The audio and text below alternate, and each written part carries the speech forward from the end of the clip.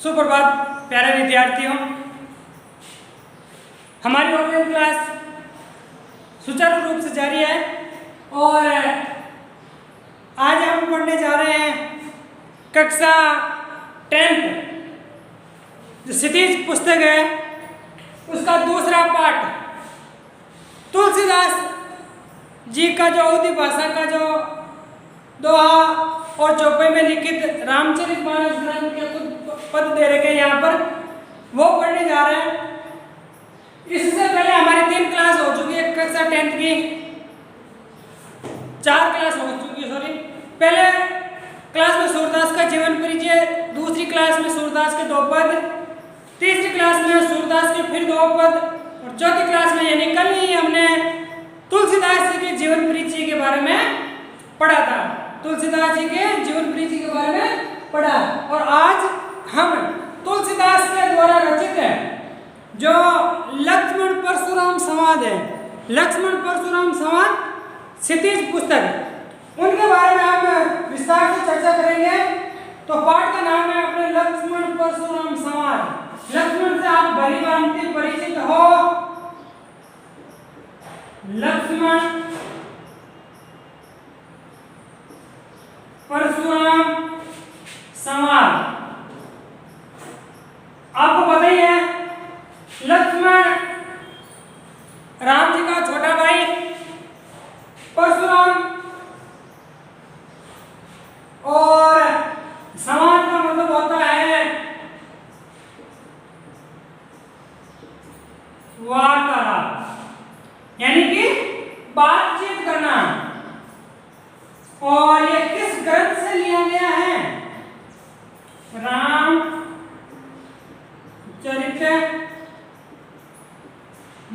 ग्रंथ से ये शीर्षक लिया गया है। तो इस पाठ में बेसिक होता है कि मैं आपको सिंपल वे में बता देता हूं कि राजा जनक अपनी पुत्री सीता का स्वयंवर करने मतलब शादी करने के लिए, विवाह करने के लिए एक स्वयंवर का आयोजन करवाते हैं और स्वयंवर में शिव जी का धनुष रखते हैं और ये सोचते हैं कि जो भी महान मुनि या महान योद्धा इस धनुष पर प्रतिंचट चढ़ाकर उसको भंग कर देगा वही सीता से शादी करेगा। तो सारे राजाओं ने कोशिश कर ली, एक एक आकर के धनुष को हिला तक नहीं सके। फिर अंत में राम जी ने वो धनुष तोड़ दिया और राम जी के हाथों से धनुष टूटते ही मुनि परशुराम जहाँ कहीं भी पहाड़ों में तपस्या कर रहे थे वहां बैठे थे, उनको पता चल गया कि क्योंकि परशुराम के गुरु थे, कौन गुरु थे? शिव जी या महादेव जी। गुरु कौन थे? महादेव जी। तो अपने गुरु का धनुष टूट गया। गुरु का धनुष टूटते ही मुनि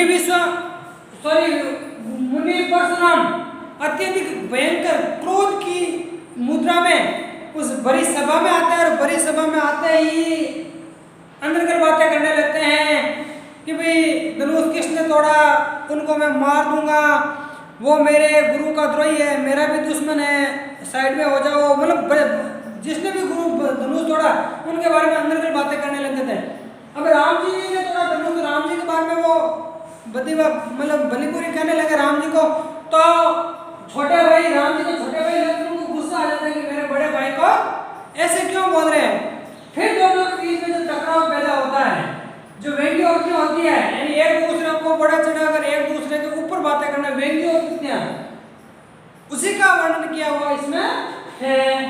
तो देखिए इस पाठ में अवधी भाषा का प्रयोग है। किस भाषा का प्रयोग है? अवधी भाषा का प्रयोग हुआ है। तो कल हमने सूरदास जी का जीवन परिचय पढ़ लिया था और आज हम पढ़ने जा रहे हैं लक्ष्मण परशुराम का संवाद। और किस काल से संकलित है? ये बाल कांड से संकलित है, ये भी ध्यान रखना, बाल कांड पद।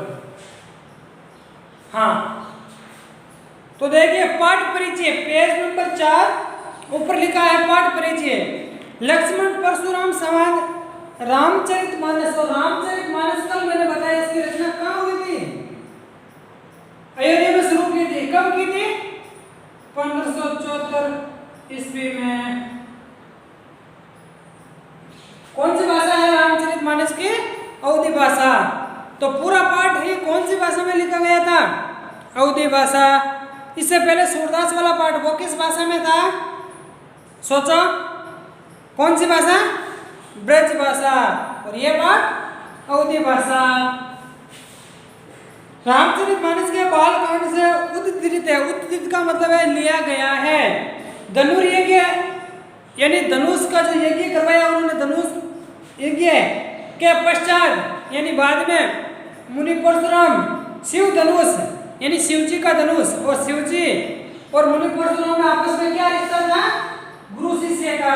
परशुराम शिष्य थे और महादेव को अपना गुरु मानते थे। परशुराम शिव धनुष भंग का मतलब खंडन होना या टूटने का समाचार पाकर यानी पहाड़ों में तपस्या कर रहे थे और शिव जी का धनुष टूटा और उनको खबर पहुंच गई यानी समाचार पाकर क्रोध में तमतमाते हुए, क्रोध में एकदम लाल हो गए, तमतमाते हुए वहां आते हैं। वहां कहाँ?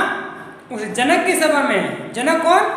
राम जी के ससुर अर्थात सीता के पिताजी वहां आते हैं। किंतु राम की विनयशीलता, अब मुनि परशुराम तो राम जी को अंदर की बातें कह रहे हैं यानी भला बुरा कह रहे हैं, गाली गलौज कर रहे हैं, लेकिन राम जी गाली गलौज करने के बजाय विनय का परिचय दे रहे हैं, विनम्रता से पेश आ रहे हैं। किंतु राम की विनयशीलता और विश्वामित्र राम जी और लक्ष्मण के गुरु का नाम था विश्वामित्र, जो उस बड़ी सभा में राम जी के साथ थे। विश्वामित्र के समझाने पर देखो, राम की विनयशीलता और गुरु विश्वामित्र के समझाने पर राम के शक्ति परीक्षण के बाद उनका क्रोध शांत होता है। प्रश्न यहाँ इंपॉर्टेंट बन रहा है, मुनि परशुराम का क्रोध शांत कैसे हुआ? मुनि परशुराम का क्रोध शांत कैसे हुआ? लिख लेना अपनी हेडिंग कॉपी में, हेडिंग डाल के। तो राम की विनयशीलता और गुरु विश्वामित्र के समझाने पर मुनि परशुराम का क्रोध शांत हो जाता है। परशुराम, परंतु इस बीच लक्ष्मण और परशुराम के बीच व्यंग्योक्तियां यानी एक दूसरे को बड़ा चढ़ा कर कहना, ये कह रहा है कि मैं शेर हूं तो दूसरे कहेगा मैं सवा शेर हूं, तो इस प्रकार अपने आप को बड़ा चढ़ा कर बात करना। तो व्यंग्योक्तियां मतलब ऐसी उक्ति जो खटकती है हृदय में। व्यंग्योक्तियां युक्त जो समाज यानी वार्तालाप में बातचीत हुई, उस प्रसंग को यहाँ प्रस्तुत किया गया। पाठ का सार शीर्षक पूरी की पूरी बात यही आ गई। राम के भाई लक्ष्मण और मुनि परशुराम के बीच जो व्यंग्योक्तियां हैं, बड़ा चढ़ाकर एक दूसरे को बताना, वही बारे में वर्णन किया गया है। परशुराम के क्रोध से भरे वचन, अब परशुराम के जो वचन है वो गुस्से से भरे हुए थे, भयंकर क्रोध में तमतमाते हुए क्रोध से भरे वचनों का उत्तर लक्ष्मण व्यंग्य वचनों से देता है। व्यंग्य वचन यानी वो हंस देता है और बड़ा चढ़ाकर कहता है, व्यंग्य वचनों से यानी टेढ़ी बातें लेता है, व्यंग्योक्तियां। लक्ष्मण जहाँ विवादग्रस्त है, विवाद यानी कोई बिना किसी को विवाद, वत्सल यानी मतलब छोटे बच्चे का जो भाव होता है, वही श्री राम नित्य के यानी नीति में जो उत्तम है, नीति जिनको सभी प्रकार से बातें ध्यान है, मानसिक विचार सामाजिक आर्थिक सभी प्रकार की जो सभी अवस्थाओं में पंडित है, नीति की और सौजन्य सजन धन, सजन धन ये प्रत्यय लगा हुआ, इसमें सजन मूल शब्द है। सजन यानी जो अच्छा मनुष्य के प्रतिमान के रूप में प्रकट होते हैं। यहाँ देखो, लक्ष्मण विवाद वत्सल, श्री राम नीति की और सौजन्य। प्रश्न आ सकता है, लक्ष्मण परशुराम समाज में नीति की और सौजन्य के प्रतिमान किसे बताया गया है? विश्वामित्र संतुलन बिंदु है। संतुलन बिंदु कैसे? प्रश्न आ सकता है। विश्वामित्र ने लक्ष्मण परशुराम समाज में संतुलन का काम किया। संतुलन का मतलब है मतलब उस झगड़े को आगे नहीं बढ़ने दिया, संतुलन बनाए रखा उस झगड़े का। वह चरम क्रोध की दशा में परशुराम के आवेश को प्रशमित करते हैं, मतलब उनका क्रोध में जो आवेश होता है, जो क्रोध होता है, उनको ठंडा कर देते हैं। चरम क्रोध यानी क्रोध की अंतिम सीमा, चरम एक्सप्रेस कहते हैं ना, चरम यानी अंतिम सीमा की दशा का मतलब हालत में परशुराम के आवेश का मतलब जो गुस्से की जो बातें थी, उस आवेश को प्रशमित करते हैं यानी शांत कर देते हैं। परशुराम का क्रोध, प्रश्न इंपॉर्टेंट है, ध्यान रखना, आया हुआ है अभी पहले भी। परशुराम का क्रोध व्यय से अधिक हास्य का आलम्बन बन जाता है। कैसे? परशुराम का जो क्रोध है, गुस्सा, सभा में जो लोग बैठे हैं वो परशुराम के क्रोध को या वचन बोल रहे हैं, उनसे डर तो कम लग रहा है और हंसी उनकी ज्यादा उड़ा रहे हैं। क्यों उड़ा रहे हैं? क्योंकि वो बातें ही ऐसे कर रहे हैं जिस पर किसी को विश्वास भी नहीं हो सके। तो ये था पाठ, अधिक हास्य का आलम्बन बन जाता है। आलम्बन का मतलब होता है सहारा बन जाता है, लोगों को हंसने का मौका दे रहे हैं। कौन? मुनि परशुराम। तो यह पाठ का परिचय था सामान्य से। अब इनके हम पद शुरू करने जा रहे हैं। थोड़े से हार्ड दिखने में हार्ड है, लेकिन हार्ड नहीं है। जैसे ही पढ़ोगे आप आसानी से समझ में आ जाएगा। देखिए, नाथ शंभु धनु भंज निहारा। लक्ष्मण राम जी कह रहे हैं, बात यहाँ तक पहुँच गई। मुनि परशुराम उस सभा में आ जाते हैं, आते ही पूछते हैं कि शिव जी का, मेरे गुरु का धनुष किसने तोड़ा? ऐसा दुस्साहस या ऐसा साहस किसने किया? किसने अपनी मौत को पुकारा है? ये बात कही। तो देखिए, नाथ, यहाँ नाथ किन के लिए आया है? नाथ शंभु धनु। यहाँ नाथ मुनि परशुराम को कह रहे हैं। कौन? राम जी के नाथ शंभु धनु। शंभु धनु का मतलब होता है शिव जी का धनुष। शंभु धनु, शंभु यानी शिव जी, धनु यानी धनुष। भंज निहारा, भंज निहारा का मतलब होता है तोड़ने वाला या खंडन करने वाला। पेंसिल लेके बैठ जाइए और जैसे जैसे मैं शब्दार्थ बता रहा हूँ लिखते जाइए। नाथ शंभु धनु भंज निहारा होयु यानी होगा, क्यों यानी कोई, एक दास तुम्हारा, एक दास तुम्हारा। पहली पंक्ति का अर्थ है कि हे मुनि परशुराम, हो नाथ, शंभु धनु यानी शिव जी का धनुष, भंज निहारा यानी तोड़ने वाला, होयु यानी होगा, क्यों यानी कोई, एक दास तुम्हारा। सीधी सी बात है कि शिव जी का धनुष तोड़ने वाला कोई तुम्हारा दास ही है। ऐसी हिम्मत कौन कर सकता है आपके सामने? तो कोई तुम्हारा दास ही है जिन्होंने शिव जी का धनुष तोड़ा है। मैं आशा करता हूँ पहली पंक्ति आपको आसानी से समझ में आ गई होगी। आयसु, आयसु का मतलब होता है आज्ञा। आयसु का मतलब क्या होता है? आज्ञा। आज्ञा यानी वो मुनि परशुराम कह रहे हैं कि अब मेरे, सॉरी राम जी कह रहे हैं कि मेरे लिए क्या आज्ञा? अब मेरे लिए क्या आज्ञा? क्योंकि मुनि परशुराम का धनुष टूट गया, जो काम होना था वो तो हो गया। अब मेरे लिए क्या आज्ञा है? आयसु कहा, कहा यानी कहिए। आयसु कहा यानी आज्ञा कहिए, आज्ञा दीजिए। कहिए किन मोई, किन यानी क्या, मोई यानी मुझे। अब मुझे क्या करना है? अब मुझे क्या करना है? कौन सा आप दंड दोगे मुझे? कौन सी सजा भोगने के लिए कहोगे? सुनी यानी सुन करके। सुनी का मतलब होता है सुना, सुन करके। रिसाई, रिसाई का मतलब होता है, रिसाई का मतलब रीस। रीस समझते हो ना? रीस किसे कहते हैं? रीस, गुस्सा, क्रोध। सुनी रिसाई बोले मुनि, कोई, कोई का मतलब क्रोधित होकर के। कोई का मतलब क्या होता है? क्रोधित होकर के। कोई का मतलब क्रोधित होना।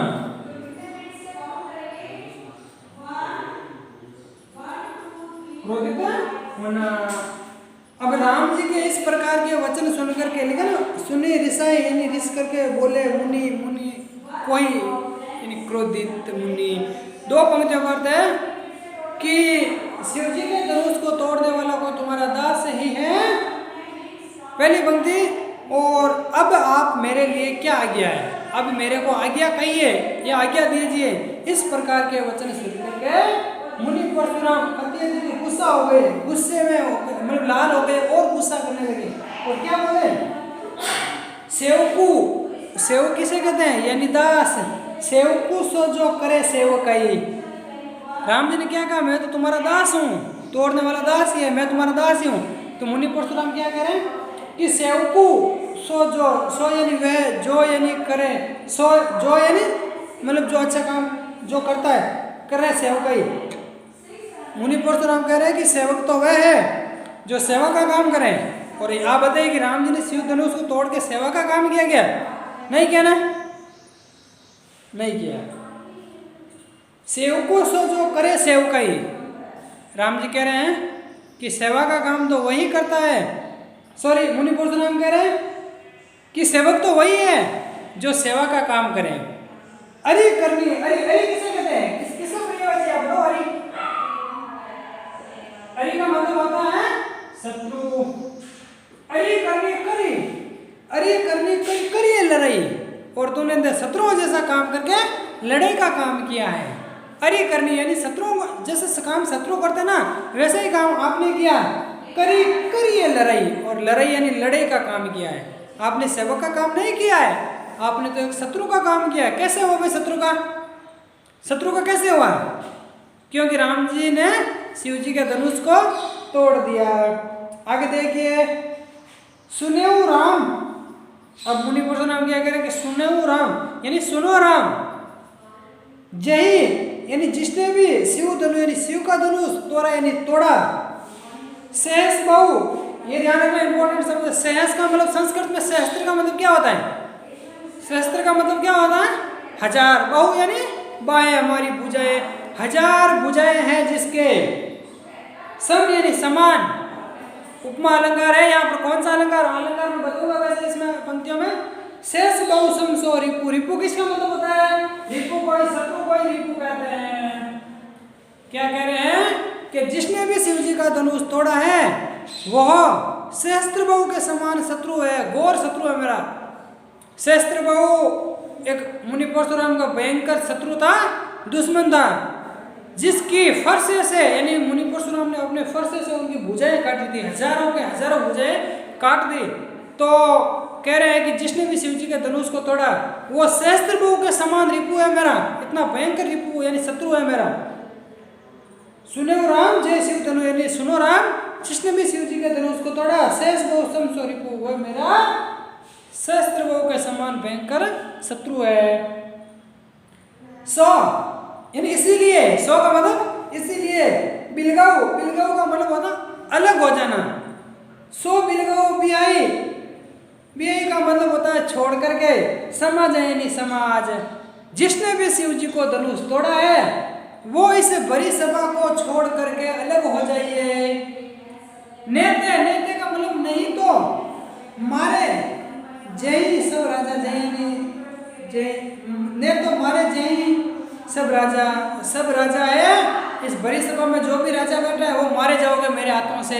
तो इससे अच्छा आपकी भलाई इसी में है कि जिसने भी शिव जी के धनुष को तोड़ा है वो इस सभा को छोड़ करके अलग खड़े हो जाइए, नहीं तो सारे के सारे मारे जाओगे। सुनी मुनि, सुनी यानी सुना, मुनि यानी परशुराम, बच्चन यानी वचन, बच्चन यानी वचन, वचन का मतलब होता है वाणी, वचन बोल, वचन वाणी। अब सुनी मुनि वचन यानी मुनि के वचन सुना किसने? लखन यानी लक्ष्मण। लखन का मतलब भी होता है लक्ष्मण, लखन। मुस्कुराने, मुस्कुराने का मतलब मुस्कुराए। अब देखो भाई लक्ष्मण को हंसी आ रही है, हंसी क्यों आ रही है?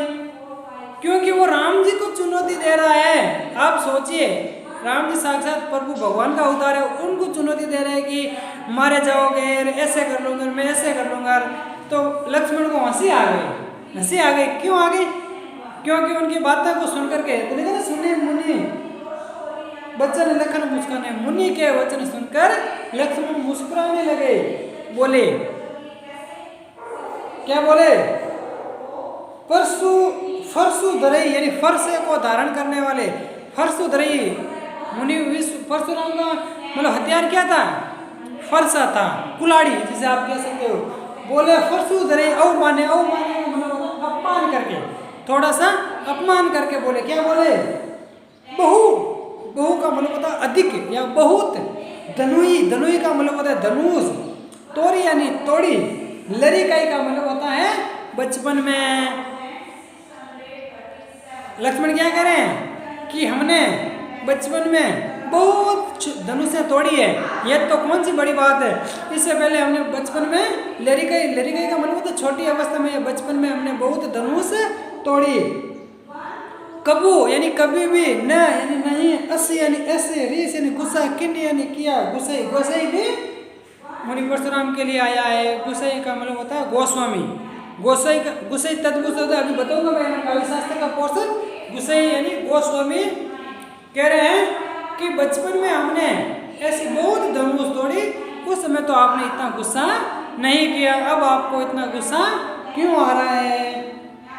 यही धनु यानी इसी धनुष पर ममता के ही हेतु, हेतु यानी कारण, हेतु का मतलब कारण, कि इस धनुष पर आपकी इतना ममता, इतना प्रेम क्यों है? इस धनुष पर आपकी इतनी ममता क्यों है? लेकिन यही धनुष पर ममता के हेतु, यानी इस धनुष पर आपकी ममता इतने किस कारण है, सुनी रिसाई। फिर लक्ष्मण, अब देखो यहाँ पर लक्ष्मण के व्यंग्य वचन थे ना, यानी जो लक्ष्मण ने बोला बात, उसे ये बताओ कि मुनि परशुराम का क्रोध शांत होगा और बढ़ेगा।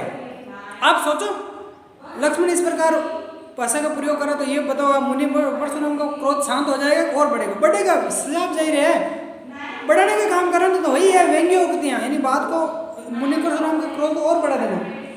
सुनी रिसाई, यानी सुना लक्ष्मण की वाणी, रिसाई यानी क्रोध करके के भृगुकुल केतु, यह शब्द भी मुनि परशुराम के लिए आया, इसका मैं पूरा अर्थ बता रहा हूँ। भृगुकुल केतु, भृगु ये आपको समझ में आया, आपको बहुत जो मैंने लिखा भृगुकुल केतु। पहले तो ये बताओ भृगु कौन है, तीनों इस शब्द के 3 पार्ट्स करो। भृगुकुल केतु, भृगु केतु, केतु क्या होता है? देखो भृगु कुल केतु, भृगु मुनि परशुराम के वंश का नाम था, क्या नाम था? भृगु खानदान के लोग। कुल का मतलब क्या होता है? वंश या खानदान, वंश। और केतु का मतलब क्या होता है बताओ? ध्वजा, ये झंडा कहता हूं ना, ध्वजा। तो भृगु के खानदान में या भृगु के वंश में ध्वजा के समान होंगे। परशुराम के लिए आया है, ध्यान रखना, परशुराम के लिए आया है। भृगु कुल के यानी भृगु के खानदान में या भृगु के वंश में ध्वजा के समान जो श्रेष्ठ पुरुष है उनके लिए आया है परशुराम। हे परशुराम, इस धनुष पर आपकी इतनी ममता क्यों है? ऊपर जो पंक्तियां की गई उसमें चौपाई छंद का प्रयोग हुआ है। कौन से छंद का प्रयोग हुआ? चौपाई छंद। अब एक दोहा का प्रयोग है इस पूरी रामचरितमानस में, मैंने बता भी दिया दोहा चौपाई का प्रयोग किया गया। कौन से छंद का प्रयोग? दोहा और चौपाई छंद का प्रयोग किया गया। तो आपको सेपरेट लेके पुतले का एक पोर्शन का जो कला पक्ष होता है उसमें आप लिख सकते हो। ऊपर तो चौपाई, चौपाई का मतलब होता है 4 चरण होते हैं, प्रत्येक चरण में 16 मात्राएं होती हैं। अब देखो रे, रे क्या होता? आश्चर्यजनक, विस्मयबोधक, रे। निप, निप किसका प्रयोग है? बताइए, राजा का। किसका है? राजा का। रे नृप बालक, रे नृप बालक, नृप बालक मतलब राजा का बालक। और राजा का बालक कौन है? लक्ष्मण राजा का बालक ही है। लक्ष्मण के पिताजी का क्या नाम था? दशरथ। दशरथ राजा थे। तो रे यानी ये नृप बालक यानी राजा का बालक कौन? लक्ष्मण। काल, काल किसे कहते हैं? मृत्यु को कहते हैं। बस, बस का मतलब वश में, वश में करना। बोलत यानी बोल, तो ही यानी तू, ने यानी ने, संभार यानी संभल के नहीं बोल रहा है। क्या कह रहा है कि ए नृप बालक, तू काल के वश में पड़ गया है। तेरे को मृत्यु की डर नहीं है क्या? तेरे को मृत्यु की भय नहीं है क्या? तू काल के वश में पड़ गया, तू काल के चक्कर में मत पड़। रे नृप बालक, काल बस यानी काल के वश में पड़कर तू संभल के नहीं बोल रहा, अर्थात तू जो भाषा का प्रयोग कर रहा है, जो मुझे अनुचित कह रहा है, वो तू सही नहीं है, ये गलत बात है। इधर बोल तो ही नहीं समझ, तू समझ के नहीं बोल रहा, तू संभल के नहीं बोल रहा है। धनुही यानी ये जो धनुष है, जो धनुष टूटा शिव का सम यानी समान।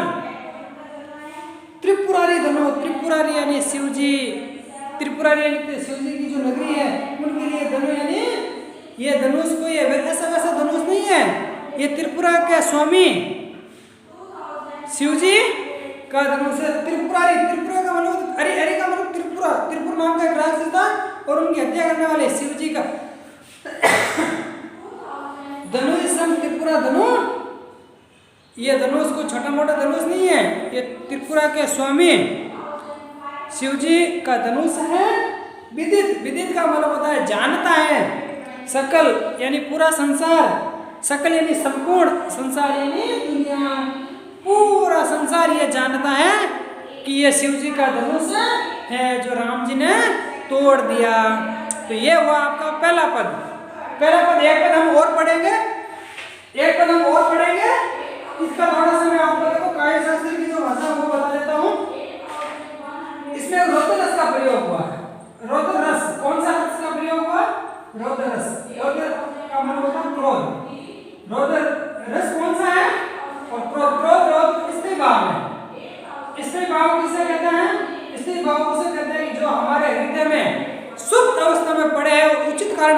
जाग जाते हैं। आपको क्रोध नहीं आता क्या? आता है। आपके मन में दया नहीं है क्या? सबके मन में है, लेकिन उसका उचित कारण आने पर अपने आप जाग उठते हैं। तो क्रोध, रौद्र क्रोध इसका प्रयोग किया गया है और अवधि भाषा का प्रयोग किया गया है। इस पद में अवधि तो पूरा पार्टी है, दो चौपेचन का प्रयोग। अलंकार देखो, इसमें उपमा अलंकार का प्रयोग हो। उपमा अलंकार यानी एक को दूसरे के समान बताया जाता है। जैसे राम जी को शस्त्र के समान जो शत्रुघ्न से बताया। अनुप्रास अलंकार का प्रयोग किया गया है। हास्य की चरम सीमा पर पहुंच गई है ये पंक्तियां, क्योंकि मुनि परशुराम ऐसे बोल रहे हैं जैसे राम जी तो कोई छोटा सा है और उनको अभी मतलब छोटा सा कोई इंसान है, उनको मार देंगे या उनसे लड़ाई कर लेंगे, ऐसी भाषा का प्रयोग हुआ है। तो मैं आशा करता हूँ पहला पद आपको समझ में आ गया होगा। दूसरा पद हम शुरू करने जा रहे हैं। देखिए पाठ बहुत बड़ा है। दूसरा पद हम शुरू कर रहे हैं। इसमें हम आज 2 पद पढ़ेंगे। टोटल 1 2 3 4 5 6 7 पद दिए हुए। 2 पद आज हम पढ़ लेंगे, थोड़ा सा बड़ा हो जाएगा वीडियो, कोई दिक्कत नहीं है। आपको पढ़ने में इंटरेस्ट आ रहा है ना? तो देखिए, अब पहले मैं लक्ष्मण और परशुराम के बीच जो वैज्ञानिक हुई बात बड़ा चढ़ा कर बात होंगे ना। अब देखो आगे, लखन का मतलब देखो, पिछली बार एक बोर्ड की परीक्षा में क्वेश्चन आया था, यही पंक्तियां दे रही कि लखन डरना और लखन का पूछ लिया। तत्सम शब्द कौन सा होगा? लखन कौन सा शब्द है? तत्व शब्द। आपने शब्द को पढ़ा होगा, तत्सम शब्द, तत्व, देशज, विदेशज, संकर, और लखन का लक्ष्मण हो जाएगा, वो हो जाएगा तत्सम शब्द। प्रश्न देकर पूछ लिया लखन तत्व शब्द है और लखन का तत्सम कौन सा रूप होगा? तो लक्ष्मण, ये कौन सा है? तत्सम। उसी प्रकार पिछले वाले पाठ में वचन क्या है? तत्व है। तो वचन का तत्सम क्या होगा? वचन। ये है बस क्या है? तत्व। बस का क्या हो जाएगा? वश में करना। तो ये तत्व में वे का प्रयोग होता है, तत्व में वे का। दूसरा पद देखिए, लखन का यानी लक्ष्मण ने कहा। क्या कहा लक्ष्मण ने?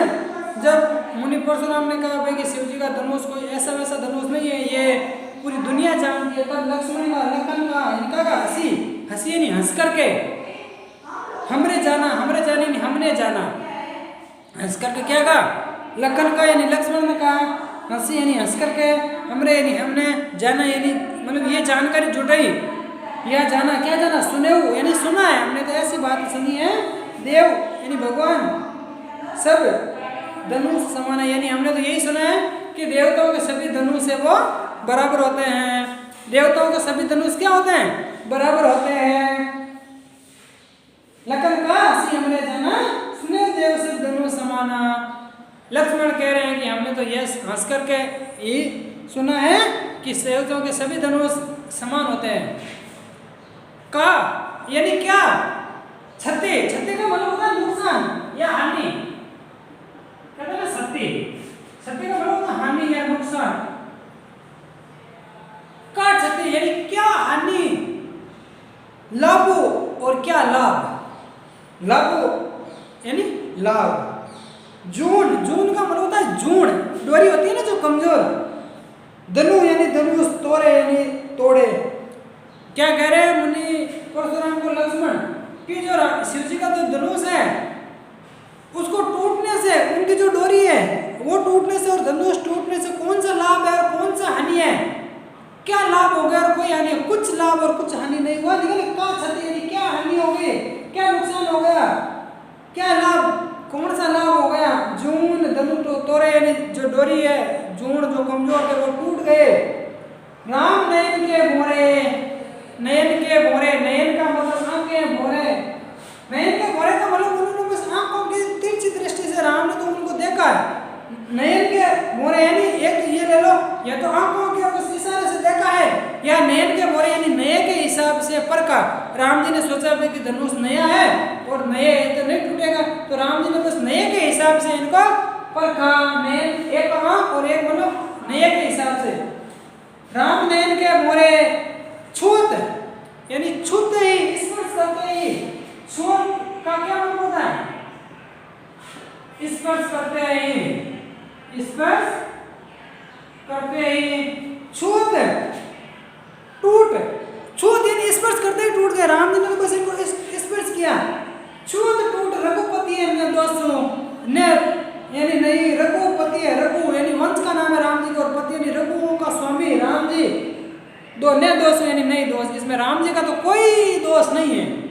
इनकी डोरी, इनके झुंड जो कमजोर थे, और राम जी ने तो सोचा कि ये नया है और नया है तो इसको देखा जाए, और परखा, और ये तो टूट गई है। कौन कह रहे हैं? मुनि परशुराम को कह रहे हैं। कौन? लक्ष्मण कह रहे हैं। ये ध्यान रखना। प्रश्न पिछली बार आया था, इससे पिछली बार, कि लक्ष्मण और परशुराम के बीच जो व्यंग्योक्तियां हुई उसको समझिए आप। छूत टूट यानी छूते ही टूट गया, रघुपति यानी राम ने दोष, कोई दोष नहीं है। मुनि है, मुनि बिनु यानी बिना कारण ही, बिनु काज यानी कोई काज नहीं है। काज काज का मतलब क्या होता है? काम या कार्य। काज तत्व है और काम हो जाएगा तत्सम, कर्म हो जाएगा तत्सम। बिनु काज करिए कत यानी क्यों रोष यानी गुस्सा, ये कोई कारण ही नहीं है। बिना कारण ही आप गुस्सा कर रहे हो। आपके गुस्से करने का कारण क्या है? कौन कह रहा है? लक्ष्मण लिखा ना। बिनु मुनि बिनु काज यानी बिना कारण ही करिए एकत्र रोषो, आप गुस्सा क्यों कर रहे हो? बिना कारण ही आप गुस्सा क्यों कर रहे हो? या गुस्सा का कारण ही नहीं है कोई। सीधी सी बात है। लक्ष्मण ने कहा है धनुष टूटने से कोई हानि नहीं हुई है और धनुष टूटने से कोई लाभ नहीं हुआ है। राम जी ने तो बस नए के हिसाब से परखा और हाथ लगाते ही वो टूट गया। इसमें राम जी का कोई दोष नहीं है, और आप बिना फालतू में ही बिना कारण के ही गुस्सा कर रहे हो। आगे देखिए, बोले अब ऐसी वाणी बोली लक्ष्मण ने, मुनि परशुराम का और गुस्सा बढ़ गया। अब ऐसी भाषा बोलने पर आप बताओ परशुराम का क्रोध शांत होगा बढ़ेगा? बढ़ाने का काम करे। घी में आग डालने का मतलब सॉरी आग में घी डालने का काम कर रहे हैं। पानी तो डालने की बजाय घी डाल रहे हैं। आग है और आग में घी डालेंगे तो आग क्या होगी? भड़केगी।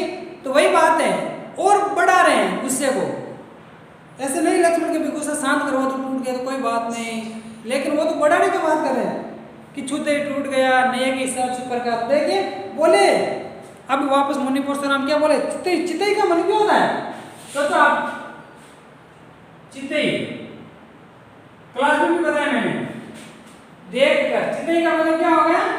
देख कर।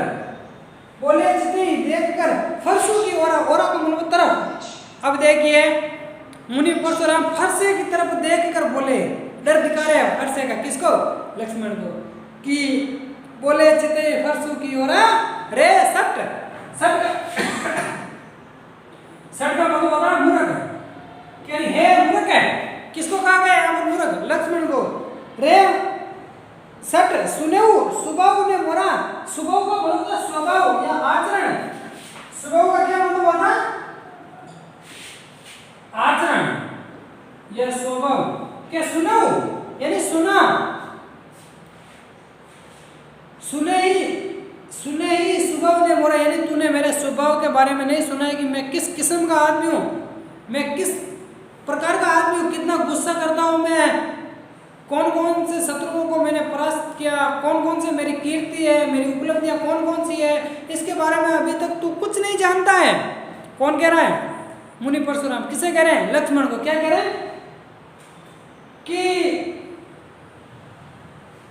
रे सट सुने स्वभाव में मेरा, तूने मेरे स्वभाव के बारे में अभी तक नहीं सुना है।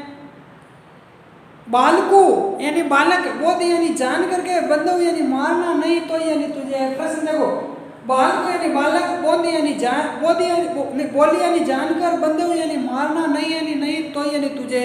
मैं बालक समझकर तुझे नहीं मार रहा हूँ, तू मेरे को इतना भला बुरा कह रहा है, मेरी बातों को बड़ा चढ़ाकर कह रहा है, गहनता से नहीं ले रहा है, फिर भी मैं तेरे को बालक समझकर, छोटा बच्चा समझकर मार नहीं रहा हूँ। लिखा ना, बोली यानी जान करके, बंधु यानी मारना, ने यानी नहीं तो यानी तुझे। केवल मुनि जन जाने कोई, हे मूर्ख तू मेरे को केवल एक मुनि जानता है कि तुम मैंने भगवा धारण कर लिया, मैं एक मुनि हूँ। मैं एक मुनि नहीं हूँ। मतलब अपने आप को बता रहे, मतलब अपने आप खुद ही प्रशंसा कर रहे हैं। मियाँ मिट्टू गणेश अपनी प्रशंसा खुद ही कर रहे हैं, अपने बारे में खुद ही बता रहे। देखो तो यह हास्य के आलमत बनेगा ना, और क्या बनेगा? आप बताओ, अब खुद कोई बखान थोड़ी कर सके मैं इतना सूरवीर हूँ, मैं इतना महान योद्धा हूँ, मैं इतना पराक्रमी हूँ, तो ऊपर पंक्ति आई ना, परशुराम का क्रोध वैसे अधिक हास्य का आलम्बन बन जाता है। यही बात है, हैं? डरने के बजाय सभा में तो सब लोग हंस रहे हैं। तो ये प्रश्न आया होता है यहाँ से बीच में, देखो तो क्या लिखा है कि केवल मुनि जड़ है मूर्ख, तू केवल मेरे को मुनि समझता है क्या? जाने मोह यानी जानता है, मुझे यानी मोह यानी मुझे। आगे देखिए परशुराम विशेष से बता रहे हैं कि मैं किस किस्म का हूँ, कि बाल ब्रह्मचारी अति कोई, मैं बाल ब्रह्मचारी हूँ, अति यानी अत्यधिक कोई यानी गुस्सा करने वाला। देखो खुद की बात बता रहे कि मैं बाल ब्रह्मचारी हूँ, अत्यधिक क्रोधी स्वभाव का व्यक्ति हूँ, विश्व यानी संसार, विदित यानी जानता है, क्षत्रिय कुल यानी क्षत्रिय के वंश का, द्रोही यानी दुश्मन हूँ। क्या हूँ मैं? बाल ब्रह्मचारी हूँ, अत्यधिक गुस्सा करने वाला हूँ, और ये बात सारा संसार जानता है कि मैं क्षत्रिय कुल का द्रोही हूँ। क्षत्रिय कुल द्रोही यानी उसमें दुश्मन हूँ।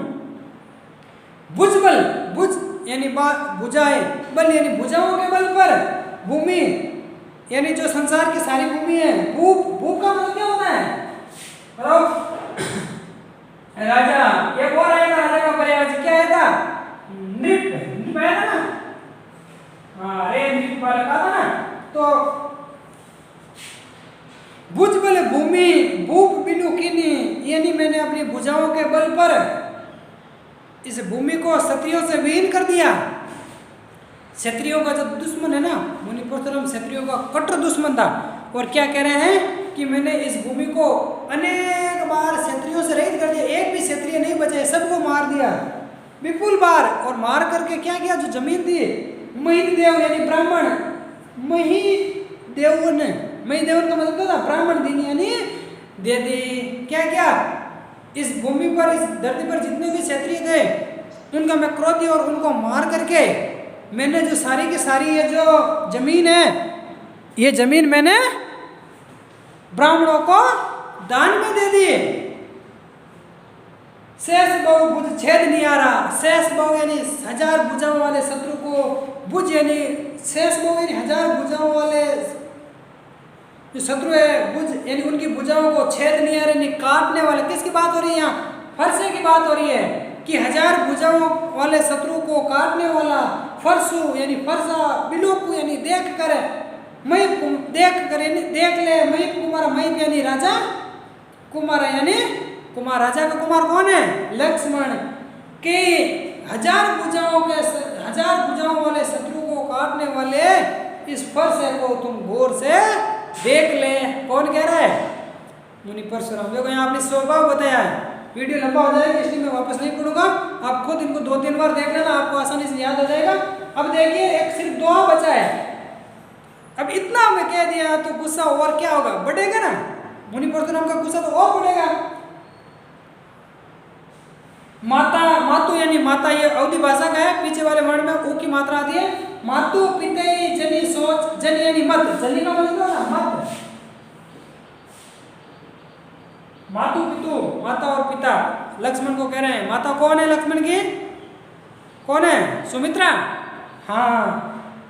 और राम की माता कौशल्या, भरत की कैकेयी, दशरथ की 3 पत्नियां थी। मातु पितु जन यानी मत, सोच बचे ने उनको सोचने के लिए मजबूर मत कर, तू मर जाएगा मेरे हाथों तो वो सोच में पड़ जाएंगे। तो मातु पितु जनी सोच बस कर से यानी उनको सोचने के लिए विवश मत कर, उनको तू शोक में मत डाल, दुख में मत डाल। किसको? अपने माता पिता को। क्यों? क्योंकि मैं तुझे मार दूंगा तो वो शोक ही करेंगे और क्या करेंगे। महेश किशोर यानी है बाप राजा के बालक, तू माता पिता को मतलब सोचने के लिए मजबूर मत कर। गर्भन के अपने का दलन फरसो मोरती गोरा, मेरा फरसा इतना भयंकर है कि सतराणियों के गर्भ में पलने वाले बच्चे को भी वो मार सकता है। देखो गर्भन के अपरक दलन यानी दलन का मतलब नाश करने वाला, अपरक का मतलब पलने वाला, गर्भ यानी गर्भ के अंदर, सतराणियों के गर्भ के अंदर पलने वाले बच्चे को भी मेरा फरसा इतना घातक है कि उनको भी मार सकता है। लिखा गर्भन के अपरक दलन फरसो मोर अति घोर, मेरा फरसा इतना भयंकर है, इतना विषकारी है कि सतराणियों के गर्भ में यानी गोद में या पलने वाले जो छोटे गर्भ है वो भी गिरा सकते हैं। ये भी कह सकते हैं गर्भ में पलने वाले बच्चे को भी मार सकता है या सतराणियों के गर्भ गिरा सकते हैं। इस प्रकार मेरे इस फरसे की विशेषता है। तो दो पद आज हमने पढ़ लिया, इनका हिंदी अनुवाद लिखने की कोशिश करना। आप इसमें भी वही बात है, अनुप्रास अलंकार का प्रयोग हुआ है, उपमा अलंकार का प्रयोग हुआ, रेसट यानी मूर्ख है, रोदरस का प्रयोग, अवधि चौपे भाषा का प्रयोग हुआ है। हास्य यहाँ परशुराम का क्रोध है वो हास्य का आलिंगन बन जाता है। तो कल हम पढ़ेंगे तीसरा, और इसको आसानी से आप पढ़ लेना। अवधि भाषा का प्रयोग है, बोर्ड की परीक्षा में प्रश्न आने का 100% इसमें से चांस है और बड़ा प्रश्न आने की संभावना है। तो आप पढ़ते रहिए, बाकी हम ऑफलाइन क्लास में इनके बारे में विस्तार से और चर्चा कर लेंगे। धन्यवाद।